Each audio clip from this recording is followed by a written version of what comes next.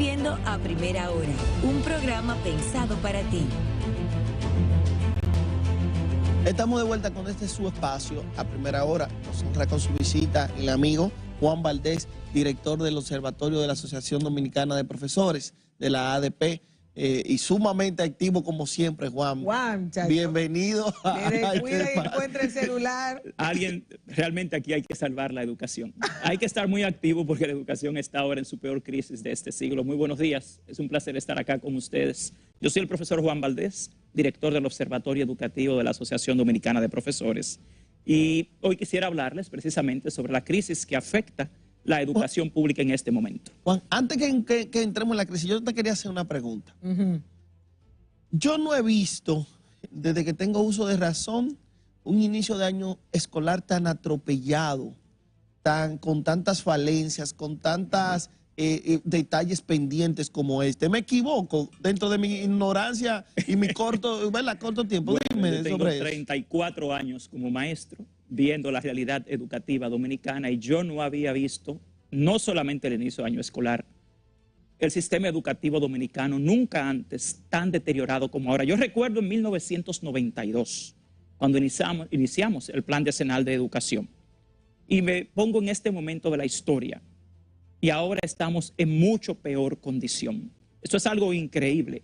Lo que sucede es que nosotros el año pasado presentamos ese estudio titulado Condiciones de inicio del año escolar 2023-2024.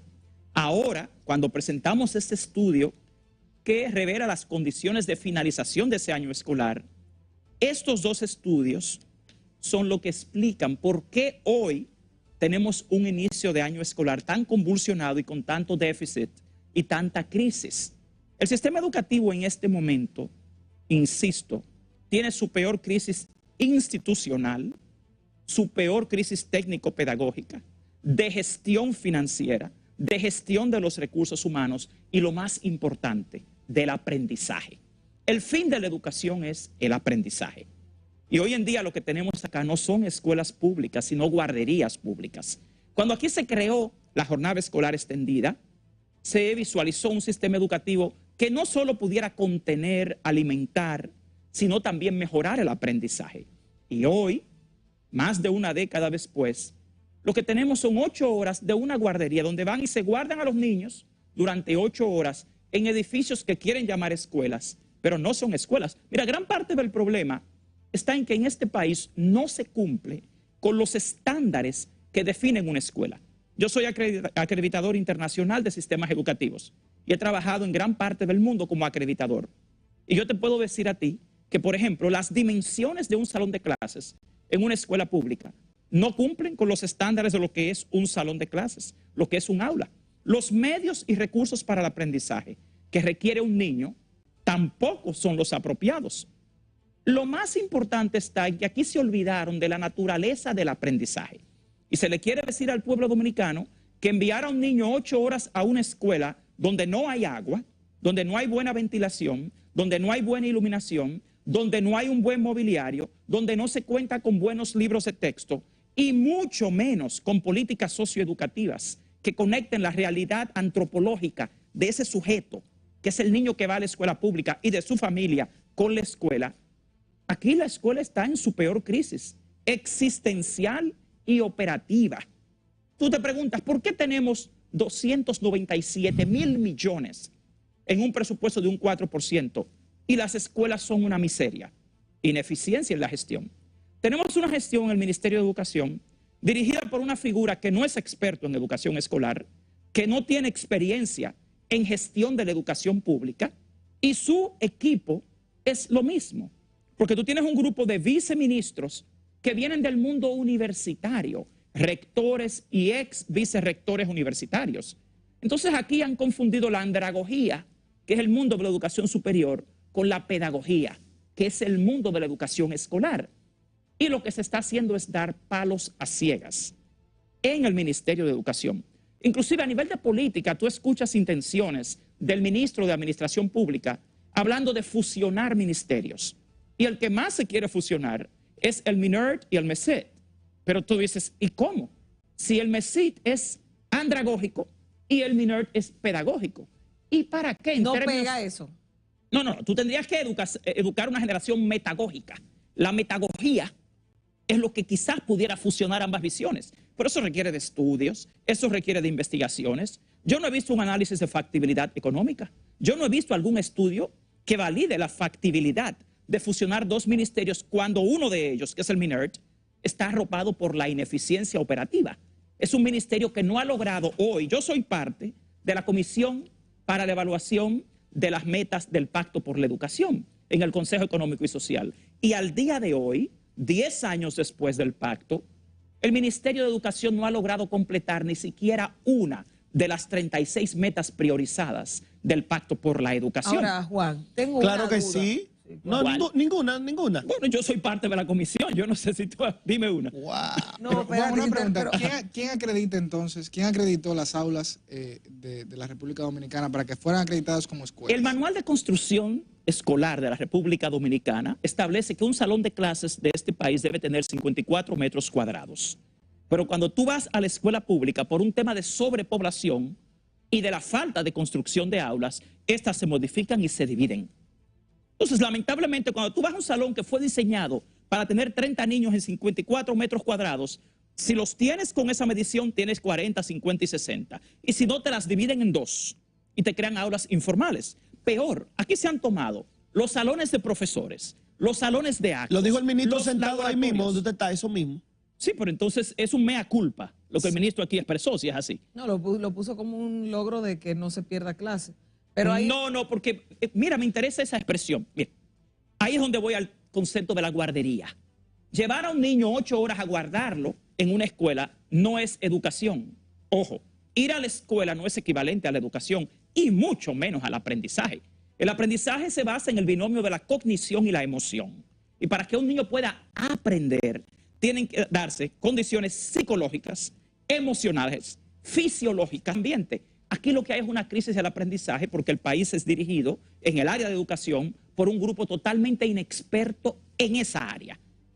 Usted ¿Cuál? puede tener un doctorado y una maestría y eso no lo hace usted un experto en aprendizaje ni en educación.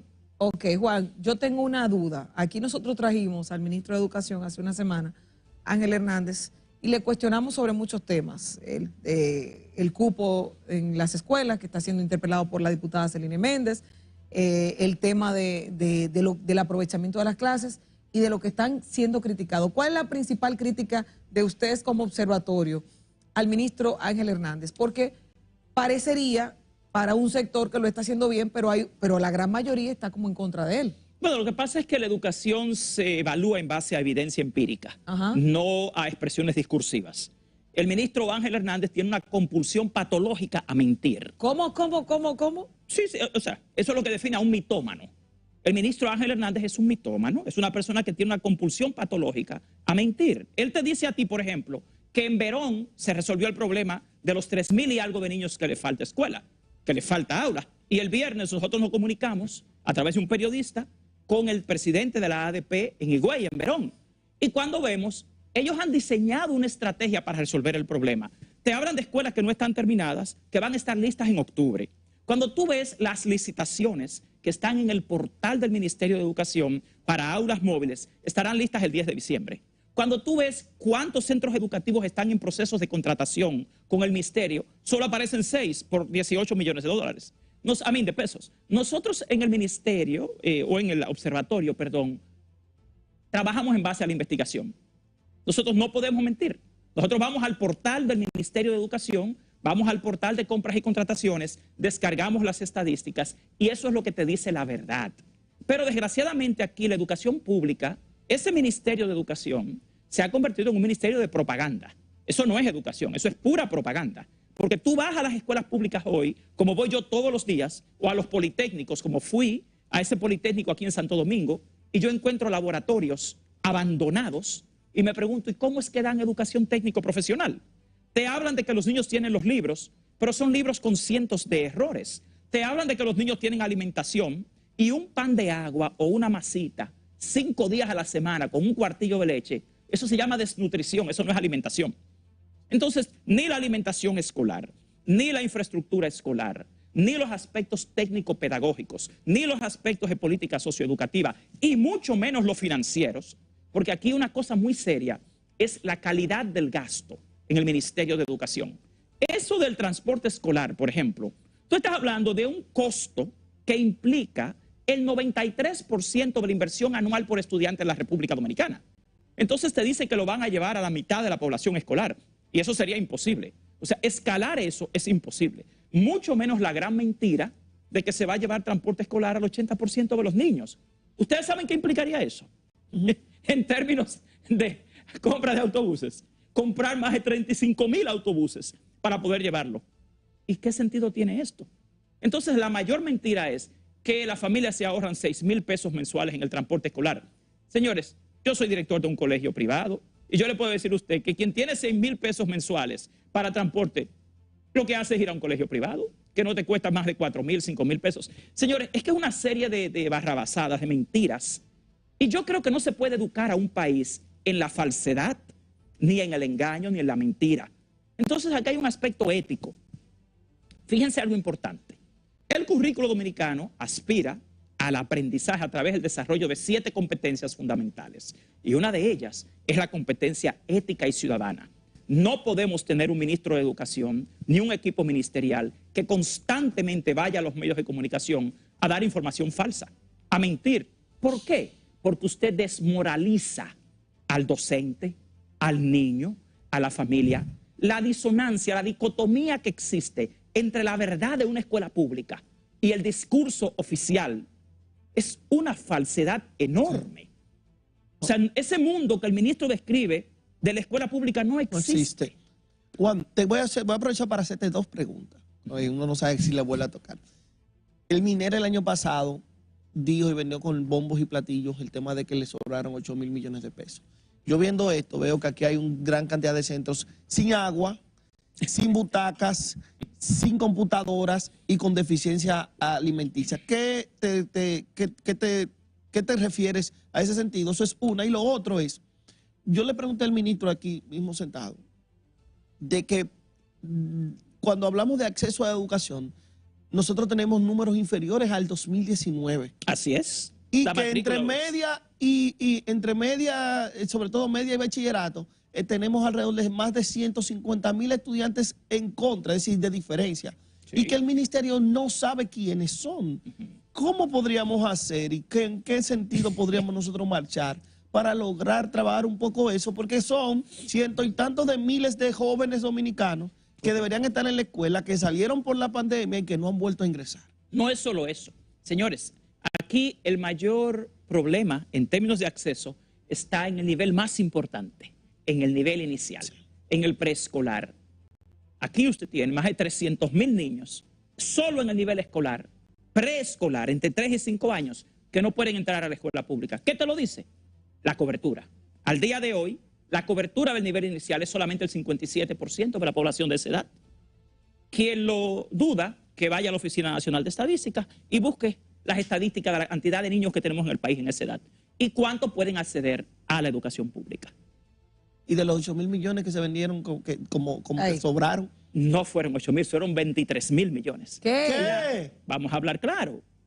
Pueblo dominicano, entren al portal de transparencia fiscal de la República Dominicana, descarguen la ejecución presupuestaria del año 2024 y van a descubrir que la subejecución presupuestaria del año 2024 en el Ministerio de Educación superó los 20,000 millones de pesos. De ahí es que ha salido la idea de fusionar el MESID y el MINERD, porque el presupuesto del MESID ronda precisamente los 20,000 millones de pesos. Entonces, fíjense lo interesante de esto.